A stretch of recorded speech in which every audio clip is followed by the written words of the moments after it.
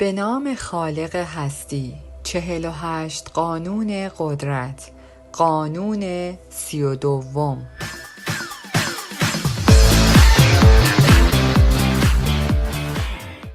با فانتزی های مردم بازی کنید. داوری اغلب از حقیقت اجتناب می شود، زیرا زشت و ناخوشایند است. هرگز به حقیقت و واقعیت متوسل نشوید، مگر اینکه برای خشم ناشی از افسون کردن آماده باشید.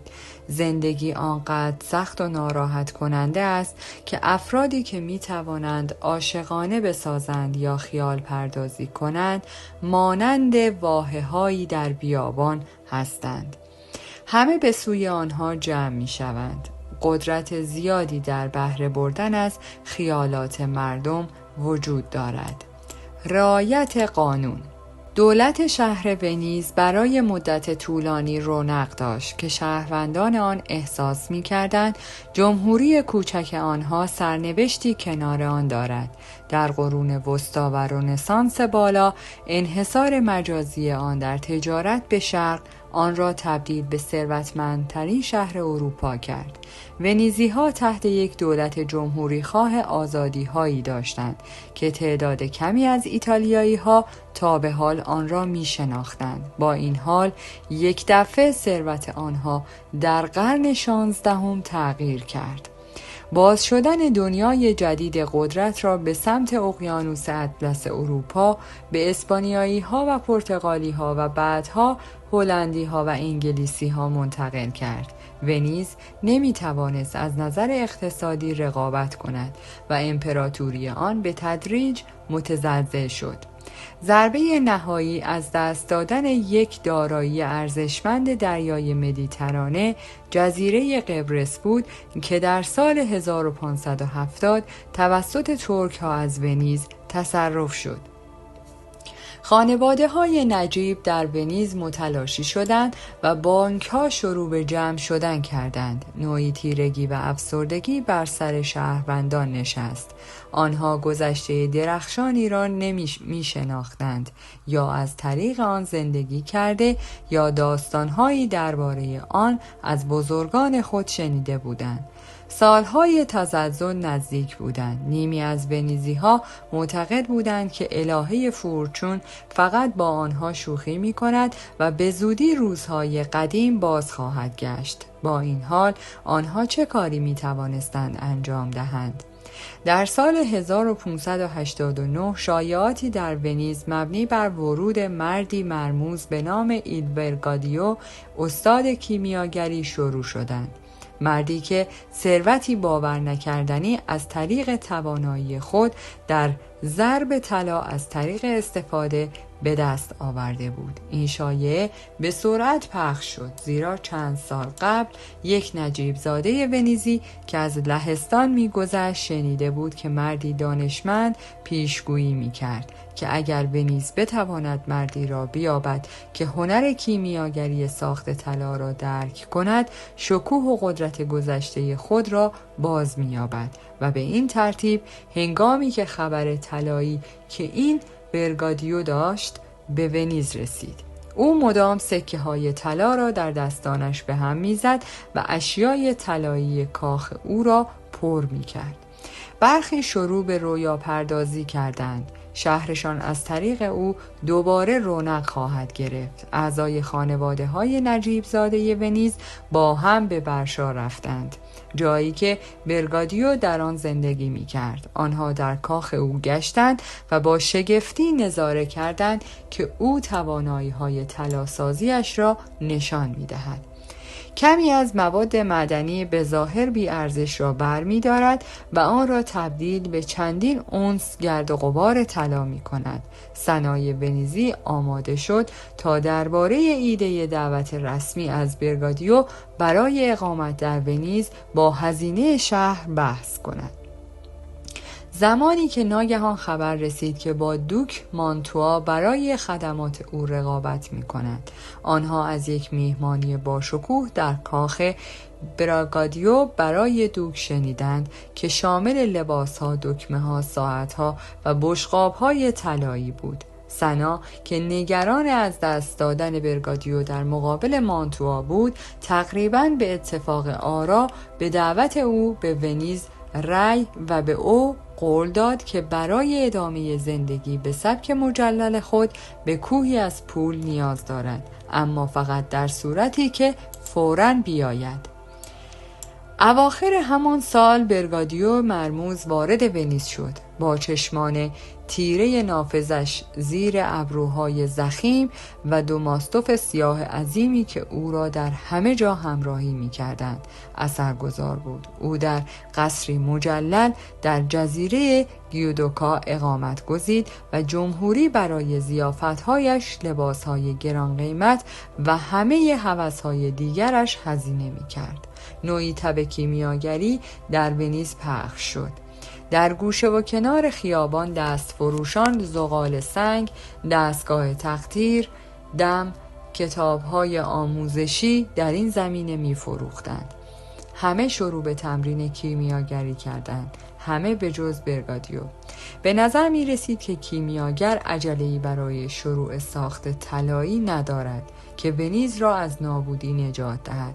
عجیب است که این تنها محبوبیت و پیروان او را افزایش داد.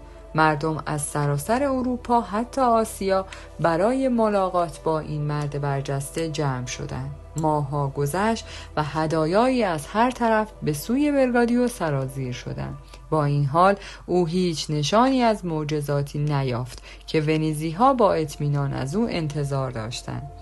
سرانجام شهروندان شروع به بیتاب شدن کردند و در این فکر بودند که آیا باید برای همیشه منتظر بمانند. در ابتدا سناریوها به آنها هشدار دادند که عجله نکنید، او یک شیطان دمدمی مزاج بود که باید او را فریب داد. با این حال سرانجام اشراف نیز شروع به تعجب کردند و سنا برای بازگشت سرمایه گذاری شهر تحت فشار قرار گرفت. برگادیو تردید کنندگان را مسخره کرد، اما آنها به او پاسخ دادند. به گفته آنها او قبلا ماده اسرارآمیزی که طلا را با آن تکثیر می‌کرد در زرابخانه شهر گذاشته بود. او می‌توانست از این ماده به یک بار استفاده و 2 برابر طلا تولید کند، اما هرچه این روند کندتر اتفاق می‌افتاد حاصل آن بیشتر می‌شد. اگر این ماده به مدت 7 سال تنها بماند و در تابوت مهر و موم شود، طلای موجود در زرابخانه را 30 برابر می‌کند. بیشتر سناتورها موافقت کردند که منتظر بمانند تا معدن طلایی را که برگادیو وعده داده بود درو کند. با این حال دیگران عصبانی بودند. 7 سال دیگر از زندگی سلطنتی این مرد در طاق عمومی گذشته بود و بسیاری از شهروندان عادی ونیز این احساسات را تکرار کردند. در نهایت دشمنان کیمیاگر از او خواستند که مدرکی دال بر مهارت‌های خود ارائه کند، مانند مقدار زیادی طلا. برگادیو که ظاهر به هنر خود پایبند بود پاسخ داد که ونیز در کمتابیش به او خیانت کرده است و در نتیجه خدماتش را از دست خواهد داد. او شهر را ترک کرد، ابتدا به پادوی مجاور و سپس در سال 1590 به مونیخ و دیدار دوک باواریا رفت که مانند کل شهر ونیز ثروت زیادی داشت و به دلیل ولخرجیش ورشکست شده و امیدوار بود که از طریق خدمات کیمیاگر معروف ثروت خود را به دست آورد. بنابراین برگادیو همان الگو را در ونیز از سر گرفت. تفسیر: ماموگنای جوان قبرسی قبل از اینکه خود را به عنوان کیمیاگر برگادیو تجسم کند چندین سال در ونیز زندگی کرده بود. او دید که تاریکی بر شهر نشسته است و همه به منبعی نامشخص امیدوار بودند، در حالی که سایر شارلاتان‌ها بر اساس زیرکی بر معایب روزمره تسلط داشتند. ماموگنا بر طبیعت انسان تسلط داشت. با ونیز به عنوان هدف او از ابتدا به خارج از کشور سفر کرد. از طریق کلاهبرداری‌های کیمیاگری خود مقداری پول به دست آورد و سپس به ایتالیا بازگشت و مغازه در برشا راه اندازی کرد. او در آنجا شهرتی ایجاد کرد که می‌دانست به ونیز نیز سرایت خواهد کرد. در واقع حاله قدرت او از دور بسیار چشمگیرتر خواهد بود. در ابتدا مامورگنا از تظاهرات مبتذل برای متقاعد کردن مردم به مهارت کیمیاگری خود استفاده نکرد. قصر، لباسهای مجلل و صدای طلا در دستانش، همه اینها استدلالی برتر از هر چیز عقلانی بودند و چرخه‌ای را ایجاد کردند که ثروت آشکار او شهرتش را به عنوان یک کیمیاگر تأیید کرد، به طوری که حامیانی مانند دوک مانتوا به او پول دادند که به او اجازه داد تا در ثروت زندگی کند که شهرت او را به عنوان یک کیمیاگر تقویت کرد و غیره. تنها زمانی که این شهرت تثبیت شد و دوک‌ها و سناریوها بر سر او دعوا کردند، او به ضرورت ناچیز تظاهرات متوسل شد. اما تا آن زمان فریب دادن مردم آسان بود. آنها می‌خواستند باور کنند سناتورهای ونیزی که او را در حال تکثیر طلا تماشا می‌کردند آنقدر می‌خواستند باور کنند که متوجه لوله شیشه‌ای در آستین او نشدند، جایی که او گرد و غبار طلا را در مواد معدنی‌اش ریخت. او کیمیاگر فانتزی های آنها بود و زمانی که او چنین حاله ای ایجاد کرد هیچ کس متوجه فریبکاری های ساده او نشد. چنین قدرت خیال پردازی هایی است که ما ریشه دوانده است، به ویژه در زمان کمبود و زوال. مردم به ندرت بر این باورند که مشکلاتشان ناشی از اعمال نادرست و حماقت خودشان هستند.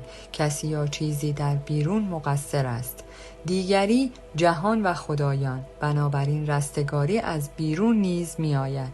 اگر برادگیمو با تجزیه تحلیل دقیق از دلایل سقوط اقتصادی شهر و اقدامات سختگیرانه‌ای که می توانست برای تغییر اوضاع انجام دهد به ونیز می رسید، مورد تحقیق قرار می گرفت.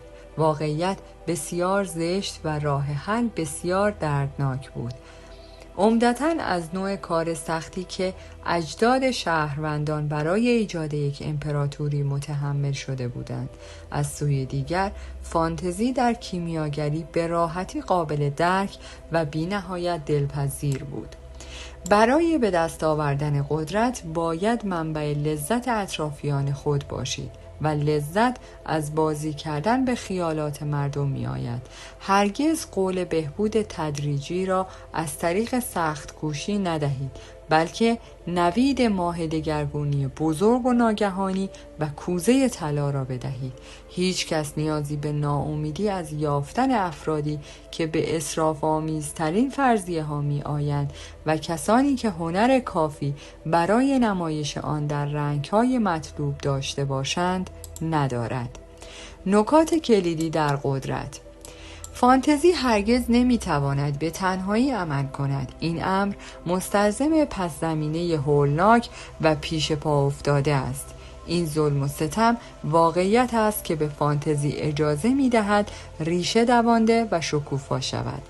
در ونیز قرن 16 واقعیت افول و از دست دادن اعتبار بود. فانتزی مربوطه بازیابی ناگهانی افتخارات گذشته را از طریق معجزه کیمیاگری توصیف کرد، در حالی که واقعیت بدتر شد.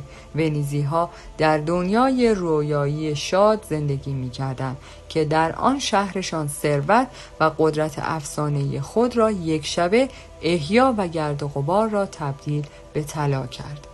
واقعیت به قدرت ناگفته‌ای دسترسی دارد. همانطور که به دنبال فانتزی هستید که مردم در بر خواهند گرفت، پس چشم خود را به حقایق پیش پا افتاده‌ای که بر همه ما سنگینی می‌کند نگاه دارید. هرگز با پورتره‌های پرزرق و برق مردم از خود و زندگیشان پرت نشوید. آنچه را زندانی کرده اند جستجو و حفاری کنید. هنگامی که آن را پیدا کردید کلید جادویی را در اختیار دارید که قدرت بزرگی را در دستان شما قرار می دهد. اگرچه زمان و مردم تغییر می کنند اجازه دهید چند واقعیت ظالمانه را که پایدار هستند و فرصتهایی را که برای قدرت فراهم می کند بررسی کنیم. واقعیت تغییر آهسته و تدریجی است. این کار به تلاش نیاز دارد، کمی شانس، مقداری از خودگذشتگی و صبر زیاد نیاز دارد.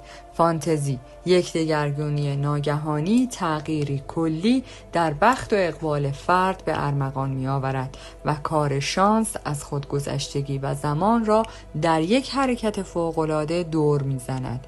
البته این فانتزی فوق‌العاده شارلاتان هایی است که تا به امروز بین ما پرسه می زند و کلید موفقیت برگادیو بود. قول تغییر بزرگ و کامل را بدهید، از فقیر به ثروتمند، بیماری به سلامتی، بدبختی به خلسه، پیروانی خواهید داشت. چگونه لئوناردو تورناسیو قاتل بزرگ آلمانی قرن 16 بدون تحصیل پزشکی پزشک منتخب دربار شد. تورناسیو به جای قطع عضو، زالو و پاک کننده های بدمزه، داروهای آن زمان، اکسیرهایی با طعم شیرین ارائه کرد و قول بهبودی فوری داد. درباریان راه حل او را از طلای قابل شرب می‌خواستند که هزینه زیادی داشت. اگر بیماری غیر قابل توضیحی به شما حمله می‌کرد، تورناسیو با طالبینی کار و طلسم تجویز می‌کرد. چه کسی میتواند در برابر چنین خیال پردازی مقاومت کند؟ سلامتی و رفاه بدون فداکاری و درد. واقعیت حوزه اجتماعی دارای کدها و مرزهای سختی است. ما این محدودیت‌ها را درک می‌کنیم و می‌دانیم که باید در همان حلقه‌های آشنا حرکت کنیم. فانتزی ما می توانیم وارد دنیای کاملا جدیدی با کدهای مختلف و وعده ماجراجویی شویم. در اوایل دهه 1700 لندن پر از صحبت درباره یک غریبه مرموز، مرد جوانی به نام جورج سالمانز بود. او از جایی آمده بود که برای بیشتر انگلیسی ها سرزمینی خارق‌العاده بود. جزیره فورماسا، تایوان کنونی در سواحل چین.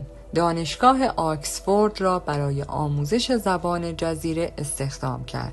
چندین سال بعد او کتاب مقدس را به فرموزان ترجمه کرد. سپس کتابی را درباره تاریخ و جغرافیای فرموسا نوشت که بلافاصله پرفروش شد. خانواده سلطنتی انگلیسی به مرد جوان غذا و شراب دادند و هر جا که می رفت داستان‌های شگفت‌انگیز از وطن خود و آداب و رسوم عجیب آن برای میزبانانش تعریف می کرد. با این حال پس از مرگ سالمانز وصیت‌نامه او نشان داد که در واقع یک فرانسوی با تخیل غنی بود. همه چیزهایی را که درباره فرماسو گفته، الفبای آن، زبان، ادبیات و کل فرهنگش او ابداع کرده بود. او بر اساس ناآگاهی مردم انگلیسی از این مکان داستان مفصلی را ساخته بود که آرزوی آنها را برای چیزهای عجیب و غریب برآورده می‌کرد. کنترل سفت و سخت فرهنگ بریتانیا بر رویاهای خطرناک مردم فرصتی عالی به او برای سوء استفاده از فانتزی آنها داد. مطمئناً یک فانتزی عجیب و غریب می تواند به موارد جنسی نیز دامن بزند. با این حال نباید خیلی به آن نزدیک شود، زیرا فیزیکی مانع از قدرت فانتزی می شود. می توان آن را دید، درک کرد و سپس از آن خسته شد. جذابیت‌های بدنی معشوقه فقط اشتهای استاد را برای لذت‌های بیشتر و متفاوت ترغیب می‌کند. برای آوردن قدرت، فانتزی باید تا حدی تحقق نیافته و به معنای واقعی کلمه غیر واقعی باقی بماند. به عنوان مثال رقصنده ماتا هاری که قبل از جنگ جهانی اول در پاریس به شهرت رسید، ظاهری کاملا معمولی داشت. قدرت او ناشی از فانتزی است که او درباره عجیب و غریب بودن، ناشناخته و غیر قابل کشف بودن ایجاد کرد. تابویی که او با آن کار کرد خود رابطه جنسی کمتر از شکستن قوانین اجتماعی بود. شکل دیگری از فانتزی عجیب و غریب صرفاً امید به رهایی از کسالت است. هنرمندان شیاد عاشق بازی درباره ظلم و ستم دنیا و عدم ماجراجویی آن هستند.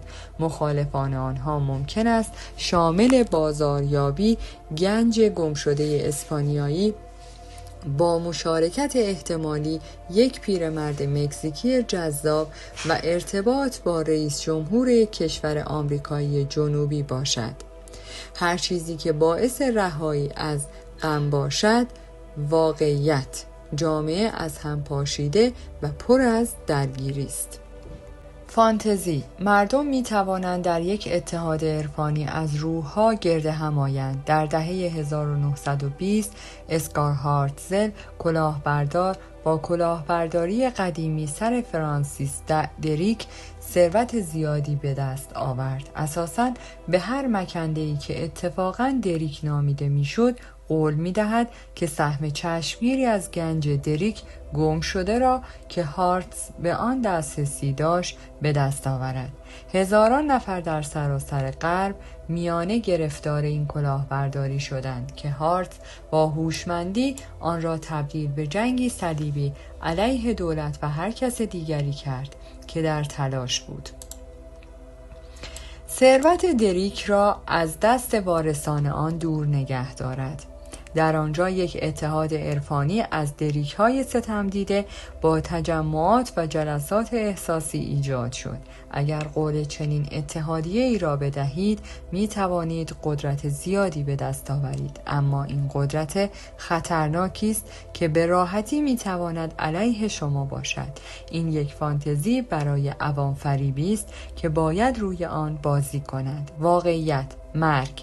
مردگان را نمیتوان برگرداند و گذشته را نمیتوان تغییر داد. فانتزی: تغییر ناگهانی این واقعیت غیر قابل تحمل. این کلاهبرداری دارای تغییرات زیادی است، اما به مهارت و ظرافت زیادی نیاز دارد. زیبایی و اهمیت هنر ورمیر از دیرباز شناخته شده است، اما تعداد نقاشی‌های او کم و بسیار نادر است. با این حال در دهه 1930 ورمیر در بازار هنر ظاهر شد. از کارشناسان خواسته شد تا آن را تایید و واقعی اعلام کنند. در اختیار داشتن این ورمیرهای جدید تاج کار یک کلکسیونر خواهد بود، مثل رستاخیز لازاروس.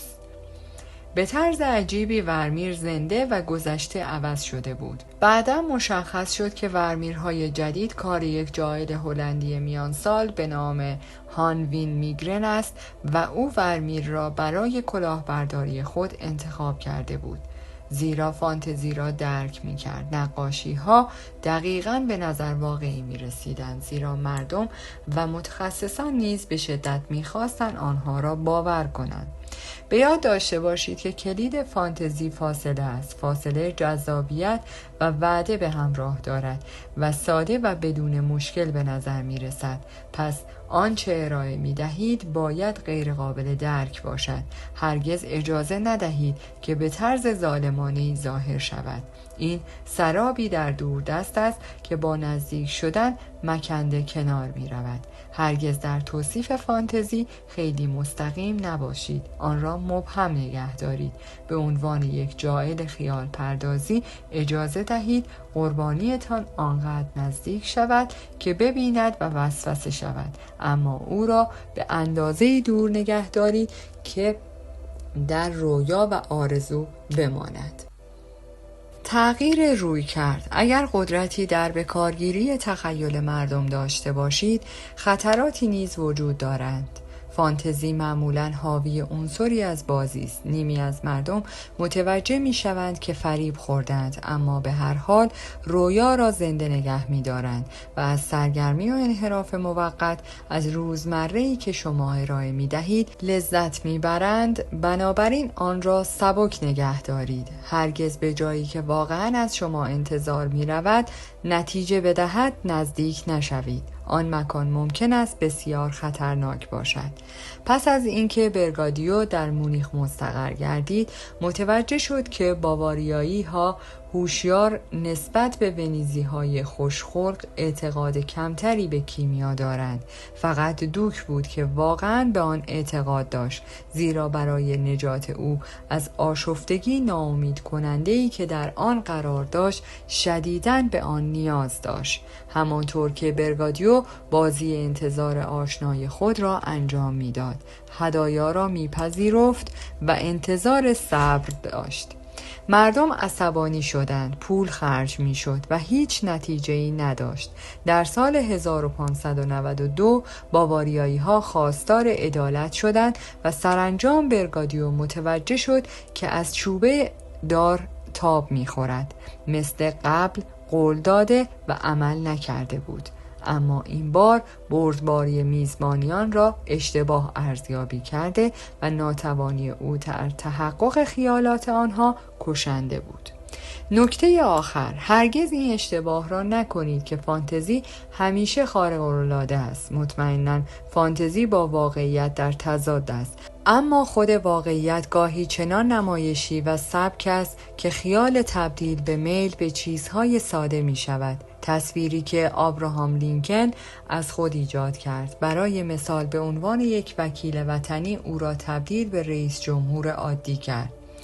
پیتی بارنوم با تام تام، کوتوله‌ای که لباس رهبران مشهور گذشته مانند ناپل اون را به تن می کرد، عملی موفقیت آمیز خلق کرد و آنها را به طرز شیطانی مورد تحقیر قرار داد. این نمایش با توسل به فانتزی آن زمان همه را خوشحال کرد، دقیقاً تا ملکه ویکتوریا.